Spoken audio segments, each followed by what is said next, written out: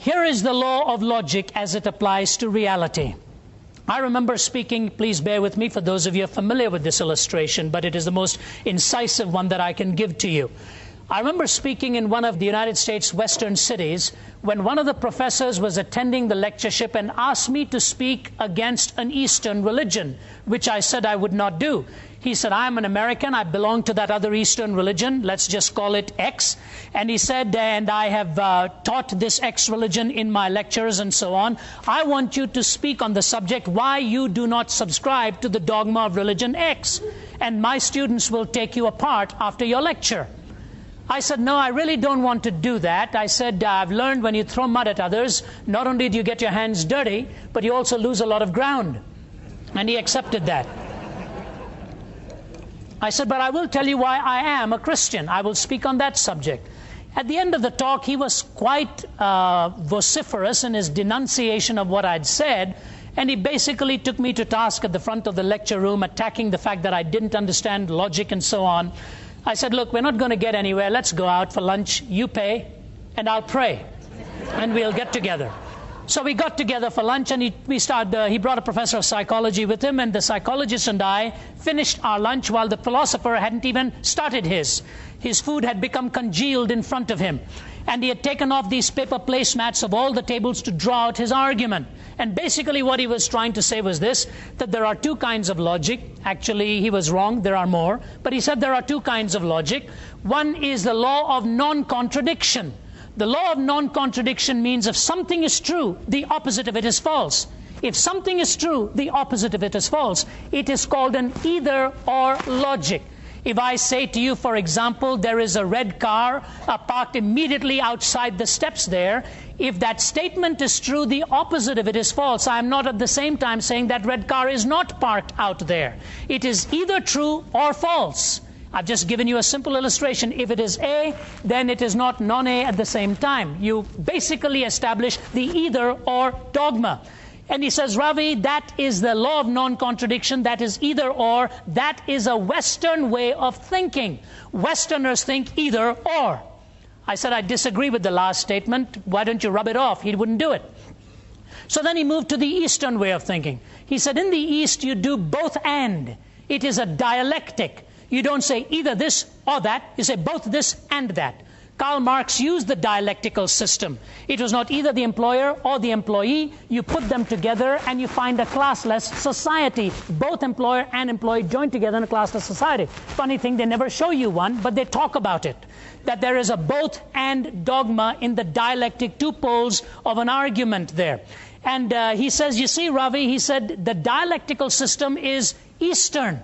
The dialectical system is Eastern. And I said, why don't you cross out that last line? Because I don't agree with you. But he refused to cross it out. What he was trying to say was this. I had talked about the many contradictions in certain pantheistic worldviews. Very strong contradictions.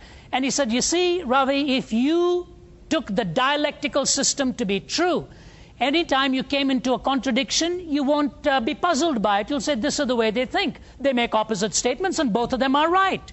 So if you ask one follower of religion X, is God personal? He says yes. You ask a second follower of religion X, is God personal? And he says no. You go to the third person and say, which of these two is right? And he says, both of them. He says that's an Eastern way of thinking. So you've got the either or, which is Western, the both and, which is Eastern. And he was waxing eloquent on this, going on and on and on. Finally, I said, can I say something to you, sir? He said yes. And he picked up his knife and fork and started to cut into his first morsel of food. And as he was cutting into the morsel of food, I said, here's what you've told me. There is an either-or, which is Western. There is a both-and, which is Eastern. And you want me to study religion X, right? Now, here's my question to you, doctor. Are you telling me when I'm studying religion X, I either use the both-and system or nothing else? Is that right? That I either use the both-and system or nothing else? Is that right? Do you know what he did? He put his knife and fork down. And with a very nervous expression, I wish I had the cameras there to film it, he says to me, the either-or does seem to emerge, doesn't it? I said, yes, in fact, I've got some shocking news for you. Even in India, we look both ways before we cross the street. It is either the bus or me, not both of us. Do you see what he was doing? He was using the either or with which to prove the both and. He was telling me I either use this system or nothing else.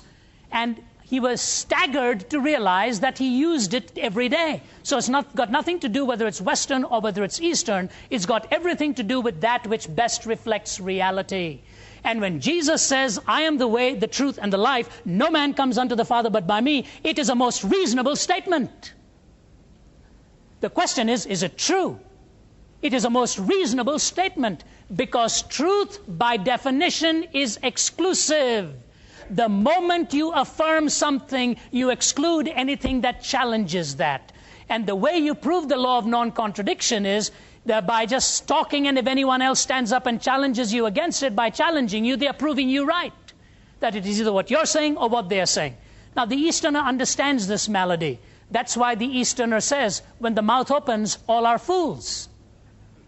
But the problem is his mouth opens to tell us that. Or as one of the famous mystics said, he who knows does not speak. He who speaks does not know. Well, did he speak?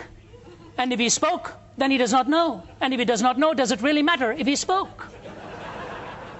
The law of non-contradiction must apply to reality. If you deny the law of non-contradiction, you may as well talk about a one-ended stick. It cannot even be pictured, leave alone stated. Because the opposite poles are very much in your mind of an either or there.